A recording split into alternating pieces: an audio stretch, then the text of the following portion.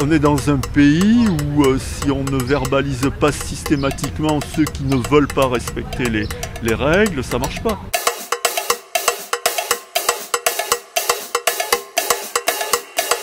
Pour les automobilistes, il a 30 km/h, c'est plus que cohérent. Plutôt bien, ouais, vu qu'il y a beaucoup de cyclistes et de piétons quand même. Ah super, c'est super. 30 km/h en ville, c'est déjà beaucoup. On dit rien contre. Parce que pour le danger, il y a des vélos, les piétons, les enfants. C'est bien sécurisé. Ça permet donc d'avoir beaucoup plus de réflexes quand il y a quelque chose. Et en ville, c'est à tout moment. Je trouve que c'est bien, oui. Mais bon, c'est pas toujours respecté. En fait, je crois que c'est bien. Il y a des moments en fait, qu'il faut y aller plus lent. Moi, je suis piéton, oui. Mais j'étais automobiliste à Bordeaux et bon, c'est un peu compliqué à Bordeaux de circuler. Donc honnêtement, on est à 30 km/h à chaque fois. On n'a pas grand-chose à perdre. Quand on roule à 30 à l'heure ou quand on roule à 50 km/h, c'est pas non plus des grandes différences, des grandes distances. Donc en tant qu'automobiliste, c'est négligeable. Moi, les radars pédagogiques, je suis pour. J'estime qu'il ne faut pas que ce soit pédagogique, il faut que ça verbalise. Parce que tout ce qui est faire payer, là, tout le monde respecte. Les seuls moyens aujourd'hui, en fait, c'est des caméras et malheureusement, en fait, des amendes. Les radars, c'est toujours nécessaire. Par contre, c'est toujours, on va dire, punir l'automobiliste.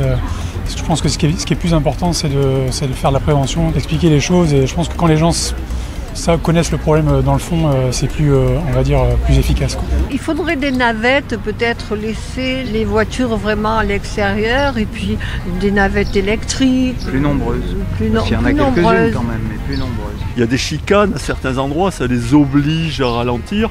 Mais bon, c'est très coûteux. Il y en a qui s'en amusent.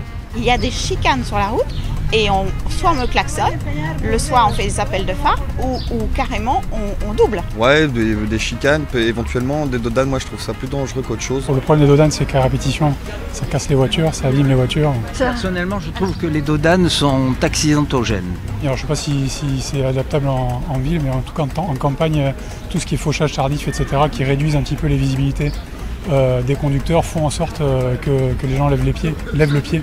La solution parking navette est sans doute la meilleure. À la limite, le mieux, c'est tout simplement d'interdire la circulation dans un plus grand nombre de voies pour justement permettre aux piétons et aux cyclistes de pouvoir se déplacer correctement.